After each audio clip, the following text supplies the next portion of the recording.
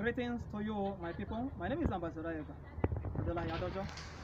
Today, I want to talk briefly about the Jukun Igala War, which occurred during the time of Ata Ayegba Omaidoko.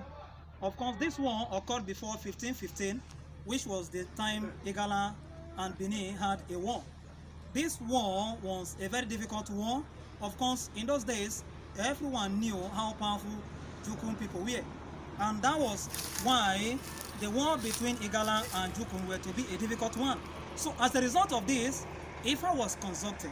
And the result gotten from the Ifa was that a princess must be sacrificed or buried alive for Igala to win the war. Of course, the sacrifice of humans or people for war is not only limited to Igala, even in Numbers or in Japhet, in Judges, okay, in the Bible. Such thing happened when Japhet sacrificed his own daughter. So it is not a new thing. It's not limited to Igala. So this time it was Princess Omodoko that was buried, and she was buried beside inner shallow water. The inner shallow water got the name. The inner shallow simply means let it be flow and be going. Inner shallow. The river was there, the stream was there, but because of what was done into the water, it was poisoned spiritually. Of course, the water was clear, but if you taste it by the time you drink it, you are going to be affected. But who did this? It was the war that brought some people from Bebeji. According to Kano Chronicle, the Kano Chronicle stated that the people that were invited from Bebeji were the siblings of Ata Ayeboma Idoko. Of course, from my investigation too, they were part of the Kwarafara warriors that were in Bebeji. The Kwarafara warriors in those days were made up of Igala and Jukun. So the Igala aspect of these people were invited, led by Ohado, according to my own research. Ali Ohado, of course, Ohado is not a Hausa name. So he led them to this place, and they performed the spiritual poisoning of the water when or after this princess was buried. Of course, Igala was able to win the war. But again, I want to show you where the water is. Let us go there. As stated already, this is the stream. Of course, it has reduced seriously. Why? It is because of erosion.